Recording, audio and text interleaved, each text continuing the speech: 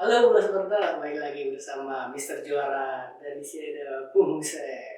Iya. Bung Musen, apa kabar nih? Baik. Udah lama kita lagi video nih. Bung Musen, Uh, kemarin tuh ya MotoGP Sepang 2022. Wah, seru sih itu. Gimana nih kalau misalkan prediksi dari Mister Juara tuh benar Bung Musen? Kalau misalkan Francesco Bagnaia tuh bakal jadi juara dunia MotoGP 2022. Peluangnya gede banget. Peluangnya gede banget, apalagi dengan perbedaan poinnya ya. Poinnya itu kalau nggak salah dari Bagnaia itu 258 ya. 258 dan sementara itu selisih poinnya 23 poin lah dengan Fabio Quartararo. Nah,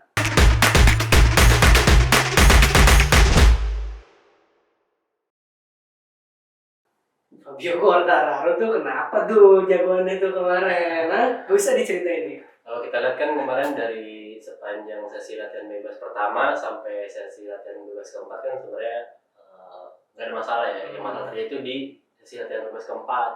Dia kan mengalami crash yang akhirnya tuh berujung pada cedera retak jari ya di tangan sebelah kiri.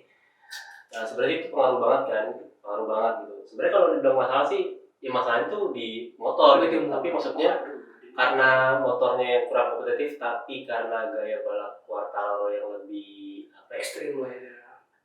bisa mengendalikan M1, akhirnya tuh ketolong dari ridernya gitu. Kalau dibilang nggak ada masalah sih, ya bagi Quartararo tuh nggak ada masalah. Maksudnya nggak ada masalah dari dirinya gitu. Tapi masalahnya kan di motor. Berarti sama halnya kayak finalnya waktu itu ya? Iya, ini kan keluhan yang dari sejak awal musim kan sampai sekarang nih. Sampai ngambek finalnya. Sampai ngambek dan keluar. Nah, akhirnya pas kualifikasi pun juga Quartararo kan akhirnya kan dapat posisi ke-9 tuh. Nah, itu kan udah yang terbaik kan yang dia capai. Namun sedangkan waktu itu juga Bagnaia juga di urutan ke-12. Itu kan juga karena crash kan. Teman-teman lihat kan di kualifikasi juga dulunya itu juga alami nasib kurang beruntung kan ya. Dulunya sebenarnya Quartararo melempem di kualifikasi. Tapi melempemnya tuh saya rasa sih karena cederanya gitu loh, bukan karena tangannya, bukan karena memang penampilannya nggak biasa. Melempemnya kan di situ gitu karena cedera di tangan. Nah, tapi kan yang bikin kejutan itu pas lagi balapan kan. Wah, itu keren sih dia. Bisa dapat pole position yang ketiga ya. Nah, dia kan podium ketiga. Yang lebih keren tuh di balapan tuh waktu startnya ke-9, dia kan start ke-9 itu di sebelum tikungan pertama aja dia bisa langsung nembus ke posisi 5 ya kan. Itu keren banget kalau kita lihat. Berarti Quartararo tuh sebenarnya kalau dari segi kecepatan masih bisa dia tangani gitu. Maksudnya cari celah sendiri gimana caranya nih ngendaliin M1. Nah, tapi kan emang karena kecepatan dari Ducati sendiri waktu itu kemarin juga balapannya Jorge Martin yang di pole position juga melesat kan sejak lap pertama dia pemimpin.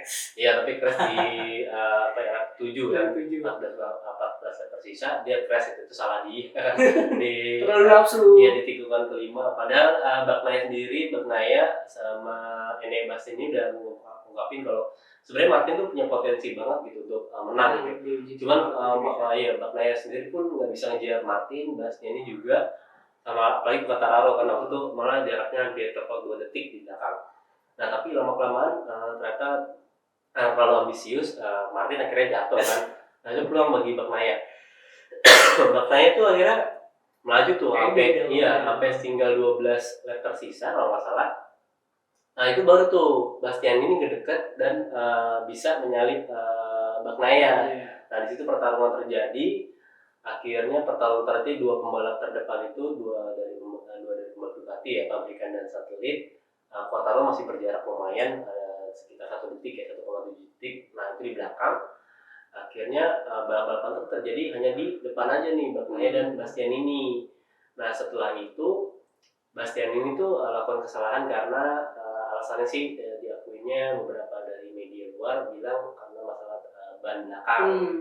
Salah pemilihan ban gitu. Enggak, ban belakang itu udah nggak mampu lagi. Akhirnya dia melambat. Nah, pas melambat itu peluang bagi Bagnaia buat nyalip lagi ke depan. Akhirnya dia menang. Nah, untuk Quartararo untuk Quartararo sendiri yang akhirnya nggak bisa mengejar ke depan, ya mau nggak mau harus puas di posisi ketiga. Tapi itu pencapaian yang besar banget kan bagi Quartararo. Soalnya kan 2 balapan sebelumnya dia near point kan di Thailand sama Australia. Nah untuk peluang Bagnaia yang jadi juara dunia tuh gede banget kan. Gede banget. Ya kemarin setelah dapat 25 poin tambahan, sekarang Bagnaia tinggal butuh 2 poin lagi nih. 2 poin lagi Di Valencia. Jadi itu minimal kalau misalkan berarti dia walaupun dia finish 14 juga masih tetap bisa juara dunia. Tapi syaratnya kalau untuk Quartararo nih berat banget gitu. Quartararo juga masih punya peluang gitu. Dia pun juga sudah mengatakan kalau kita tuh apapun bisa terjadi gitu. Ini berarti kan rasa percaya dirinya tuh besar banget gitu. Kalau dia masih memiliki peluang untuk mempertahankan gelar juara yang didapatkan tahun lalu itu kan bagi Yamaha. Ya walaupun peluang kecil tapi ada syaratnya gitu kan. Misalnya Bagnaia crash tapi Quartararo harus menang. Sulit banget emang. Apalagi Valencia kan diakui juga bahwa bukan sirkuit favoritnya Yamaha gitu.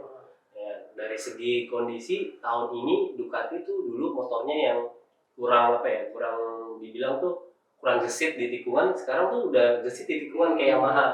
Nah sekarang Yamaha walaupun gesit di tikungan dia kalah di lurusan gitu, lintasan lurus. Jadi kayak yaudah sekarang Ducati nyaplok keunggulan Yamaha gitu. Dari 2 sektor itu kan berarti bahaya juga kan kalau Quartararo nggak bisa nanganin situasi di Valencia ke depan. Sebenarnya sih salah satunya cara sih emang butuh bantuan ya. Mungkin bisa Morbidelli gitu kan masuk bisa. ke depan nabrak Bagnaia. Berkorban kan nggak ada orderan dong. Iya.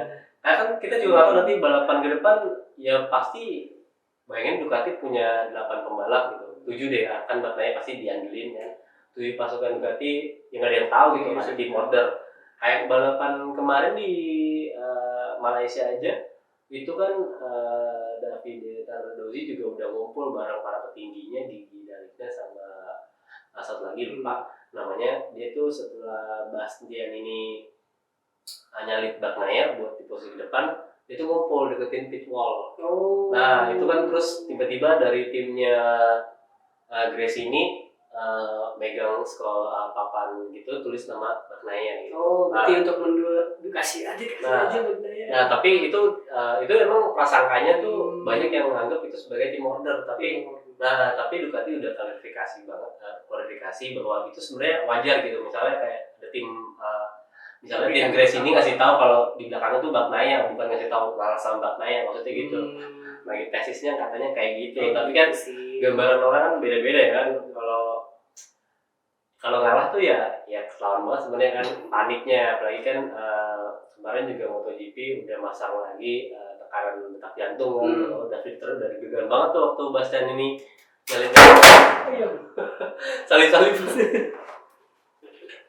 salip-salipan sama Bagnaia. Ini kan sebenarnya ini kejadian yang nggak terduga banget ya. Tiba-tiba jatuh. Sorry. Kejadian tidak terduga ya tadi karena disangkanya tim Grace ini walaupun dia ngasih papan dong nih, dia ngasih tahu deh ini di belakang ada Bagnaia nih. Tapi ya biasanya sih kalau tim ngasih kesempatan nih. Lagi jaraknya kan juga jauh ya, maksudnya lagi balapan 2 bersaing di depan, si Bastiani sama Bagnaia. Dan situ kan udah diperingatkan juga Bastiani sebelumnya kalau nggak boleh overtake terlalu riskan gitu. Betul. Karena kalau terlalu riskan kayak bertarung maksudnya sama balap lain, resikonya tuh crash gitu. Jadi si petinggi Ducati tuh nggak mau kejadian itu gitu. Makanya mereka tuh berdalihnya nggak mau nyalip ya. Iya, nggak boleh nyalip secara secara parah, tapi boleh untuk bertarung memperoleh kemenangan. Sulit juga sih, maksudnya mereka maunya gimana gitu. Orang kalau bertarung buat kemenangan ya pasti salip-salipannya kan agresif gitu. Ini kan kalau dilarang agresif gimana caranya buat menang? Apalagi nih nanti mungkin Valencia jadi salah satu sirkuit. Kalau Marcus berarti main juga nanti Valencia. Wah, kalau misalkan dia main di Valencia sih kayaknya kalau Mister Juara bilang bakal ngacak-ngacak sih. Bisa. Sebenarnya sih kita nggak tahu nih, bisa diprediksi Suzuki dari misalnya Alex Rins yang kemarin juga di Australia kan menang kan dia. Tapi sekarang kan enggak. Nah itu kan bisa jadi kejutan juga di Australia, kayak Suzuki dari Alex Rin atau Marc Marquez juga bisa ngacak-ngacak barisan depan nanti nih di Valencia. Kita nggak tahu nih, malah bantuan Fabio Quartararo tuh malah datang dari tim lain. Itu betul. Ya, Kayak kan? zamannya Rossi, inget dari pole position paling bawah itu dibantu kan ya? Gimana ya? Boleh dikata dibantu nggak sih kalau misalkan waktu itu? Ya nggak apa-apa kalau karena rivalitas Marquez sama Rossi kan. Sebenarnya sih kalau pendapat sih misal dibantu apa enggak sih, ya boleh masing-masing kan, kita kan punya plan masing-masing gitu. Kalau dibantu apa enggak, kayak besok pun dibantu ya kita nggak tahu, soalnya kan juga Marquez kan juga udah bilang pernah bilang gitu kan, ini kok kejuaraan dunia MotoGP kok kayak jadi balapan Ducati gitu kan, kan banyaknya pembalap Ducati, mungkin itu apa ya, omongan yang cukup sinis kan dari itu seorang, satir. ya cukup sinis dari pemilik 6 gelar juara dunia.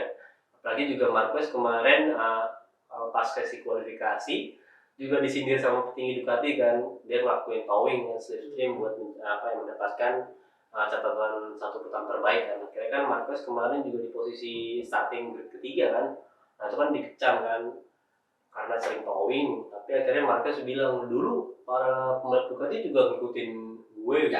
Caranya lah. Iya, gue gak pernah masalahin, kenapa sekarang masalahin gue gitu. Dan pasukan yang banyak sekarang kan gue cuma numpang aja kan gitu. Itu kayak ibaratnya ya hitung-hitungan lah. Sebenarnya nggak masalah. Mencari peruntungan lah, maksudnya dia kan sambil beriset juga lah. Walaupun ya performanya, kondisinya juga kurang bagus ya. Comebacknya juga walaupun kita minggu nanti banget nih comebacknya Marquez, ternyata kurang gitu ya.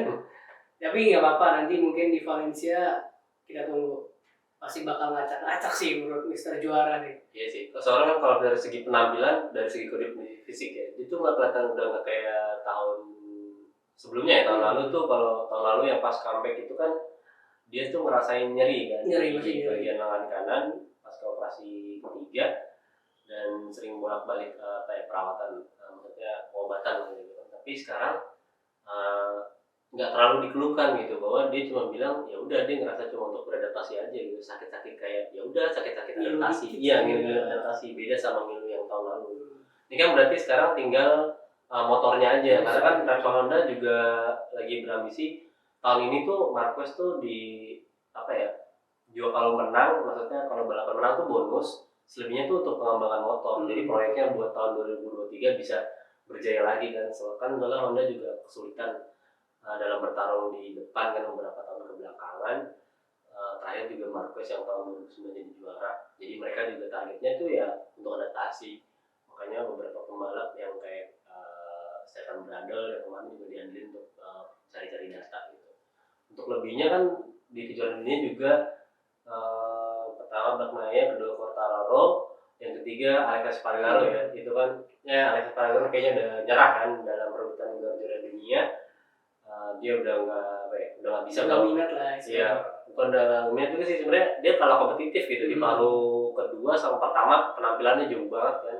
Di paruh pertama tuh dia dapat 1 kemenangan dan 4 podium, di paruh kedua cuma 1 podium, itu pun juga di podium ketiga. Lebihnya di paruh kedua dia kesulitan gitu untuk menembus 5 besar ataupun 10 besar gitu, paling mepet-mepet ya 10 besar gitu. Nah lebihnya poin-poin yang dikit-dikit itu akhirnya membuat dia itu tersingkir dari perebutan gelar juara. Sekarang aja dia sama Bagnaia itu terpaut sekitar 46 poin. Berarti kan iya, berarti dengan tinggal 1 balapan tersisa, berarti ke peluang Espargaro membawa Aprilia merebut gelar juara pertama tuh ya udah nggak ada gitu. Mungkin tahun depan gitu. Sebenarnya kan ambisinya kan tahun ini, apalagi Vinales yang udah bangkit, maksudnya meningkat performanya di paruh kedua. Sebenarnya dia udah janji juga bakal bantu Espargaro, cuman kan keduanya ternyata baru nih mereka berdua melempem gitu. Iya, jadi beberapa kesalahan dari teknisi Aprilia sendiri yang akhirnya menyebabkan Espargaro tuh gagal beberapa kali. Itu kesalahan teknis, akhirnya dia mulai dari belakang. Kemarin juga masalah map teknis itu elektronik maksudnya. Akhirnya menyebabkan motor Aprilia itu RCGP nggak bisa bersaing di depan lagi, akhirnya terjebak di belakang. Oke deh. Emang sih, misalkan kalau Fabio Quartararo buat mengejar poin itu sangat berat ya. Coba bos Quartar, Gimana prediksinya nih? Apakah mampu Fabio Quartararo buat mempertahankan gelar juara dunianya? Apakah Francesco Bagnaia, murid Valentino Rossi, ya, murid Valentino Rossi nih yang bakal jadi juara dunia MotoGP 2022? Coba kalian tulis komentarnya di bawah ini ya. Dan jangan lupa untuk like, comment, dan subscribe. Dan juga baca berita tentang MotoGP di website polasport.com. Saya Mister Juara dan Bung Sen. Pamit undur diri. Sampai jumpa di konten selanjutnya. Terima kasih sudah menonton.